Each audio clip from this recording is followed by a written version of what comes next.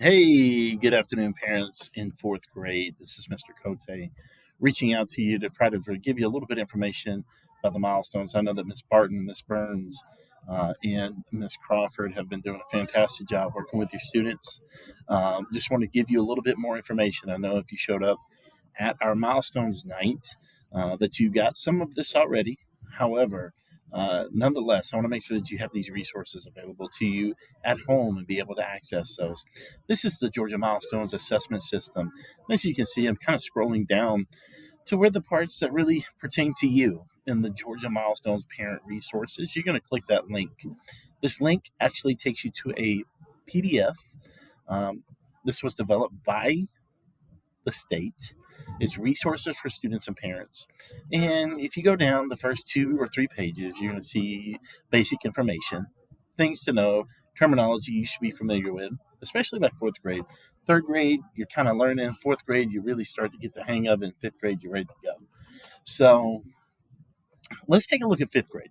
This is the most important page inside the parent resource guide. This takes you to your particular grade level. Let's select four, and then you're going to see ELA, and then you're also going to see mathematics, which is a beautiful thing. You only have two content areas to worry about. Each one, ELA will have consist of 3 parts. The mathematics will consist of 2 parts. So all in total, the students will have 5 assessments over the next 2 weeks. So let's kind of go through the ELA. We're going to look at what we call the test blueprint. The test blueprint is just how the ELA test is built and designed. So over on the left-hand side, you're going to have our domains and reporting categories. So we're going to see reading and vocabulary counts for about 32 points in total. Up under reading and vocabulary, we have key ideas and details, craft, instruction, integration, knowledge and ideas, vocabulary acquisition and use, for a total of 32 points. And then writing and language is going to count for 28 points. 28 points. Writing and language. So let's look at the approximate percentage of the test questions.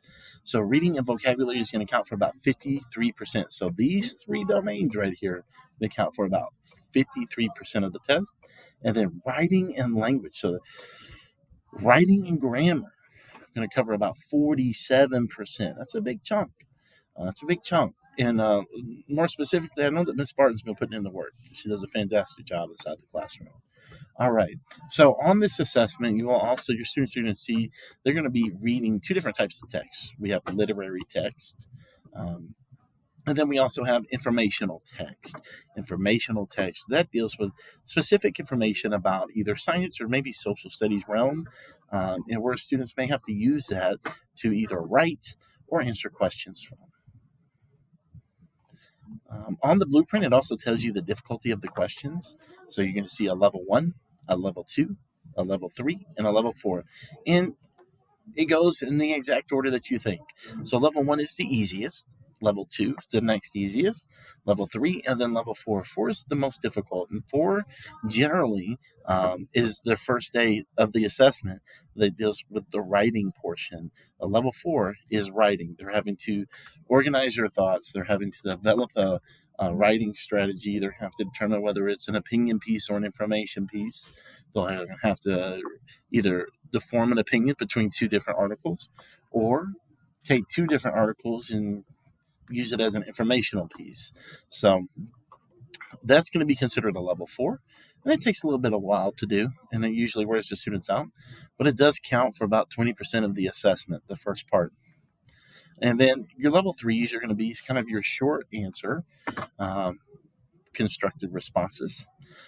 So kind of let's take a look at the assessment design. So select a response. We also called those multiple choices back in the day, and some technology enhanced. There's going to be about 37 of those. 2 point technology enhanced. This is going to be your drag and the drop. You're going to be looking at about five five items, and then you're going to have constructive response. That's one, like write a paragraph is going to be a one, and then your extended constructive response is the narrative writing genre. So it's probably going to give them a story, and then they wanted them to finish the story. Um, so you're going to see that there's going to be one of those on there, and of course the extended writing portion that we talked about just a few minutes ago. There were field test items. Field test items are they're questions right? But they're not going to count towards them. They're not going to count against them or for them. But they're thrown out there to see how well they do on them, so that they can modify and adjust those questions.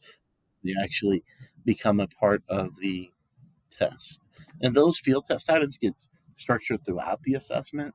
So you don't really know if it's the beginning or the end. What we're going to do real quick is take a look at the ELA resource guide. So we're going to go back to the resources for students and parents. We're going to go back to fourth grade. We're going to look at the study and resource guide. Parents, this is where you're going to want to live at least for the next week, maybe 2 weeks, specifically because it gives you a breakdown of the types of questions you're going to see. So we talked a little bit about depth of knowledge and how easy questions were. Well, this will be one of those DOK ones. It's just the basic distinguish between common and proper nouns. This is a level one. This is about as easy as it gets, as you're going to see. Now, they're not going to see this exact question, but generally the layout of the study guide is to follow the format of the assessment. And if you use this as a good study guide, it will work. Let's look at item number 2. Item number 2, DOK2. Level 2 is an item because this is level 2 item because the student is asked to apply knowledge. They have to apply what they already know to be able to answer the text. And then what I also love is that it gives you the answers for each one of these assessments, but it doesn't just give you the answer, it gives you the reasoning. And that's going to come in very clear. That's going to come in very handy at different parts of this assessment, is that the students understand why. What is the why? What is the purpose? As you continue to go, there's your DOK level 3. And why is it a 3? Because students have to draw a conclusion on the information in articles. And how do they draw a conclusion? By using a new technology enhanced, where they're going to drag and drop specific statements up into the correct category. And there's a more blown up view of what a DOK3 will look like. And it'll give them right above this little box, it'll be the question and what it gives them directions about what they were specifically looking for. And with that DOK3, there's also a rubric that goes along with it. And once again, I love that it gives you the answers. So, parents, I would live in this world for the next week or so. And lastly, here's the next DOK level 4. This is the extended writing response. And this is what your children are going to have to look at. They're going to have to read these 2 passages. And Charles Lindbergh, so this is looking like an informational piece. And Amelia Earhart, so this is an informational piece. Then it's going to give them the writing prompt. Think about the ideas in both passages. Then write an informational essay in your own words explaining how Charles Lindbergh and Amelia Earhart were similar and how they were different. So it's an informational piece describing the similarities between Lindbergh and Earhart. So, and then it gives you a writer's checklist. Then it gives the students an opportunity to actually go through it. So, and I know that Miss Barton's been working extensively with this. She's been doing a great job. She's a phenomenal teacher, pushing. And to that note, so is Miss Burns dealing and giving information and assisting Miss Barton throughout this process. Making sure that she gives the kids in the science social studies time plenty of ELA study and practice. And then the study guide also gives you an example of the literary text, goes over some key terms. So I really want you to pay attention. These are things that your students should know. Parents, if you get in there and you play with this resource and you work with it, and I wouldn't say play as much as work with this resource at home with your students, you're going to see some phenomenal success with them. I've seen it personally with my students when I was in the classroom. This is a wonderful resource provided to you for free by the state. This is available to you. If you haven't seen it by now, I wanted to make it available to you. Thank you so much. I hope this is helpful, and best of luck.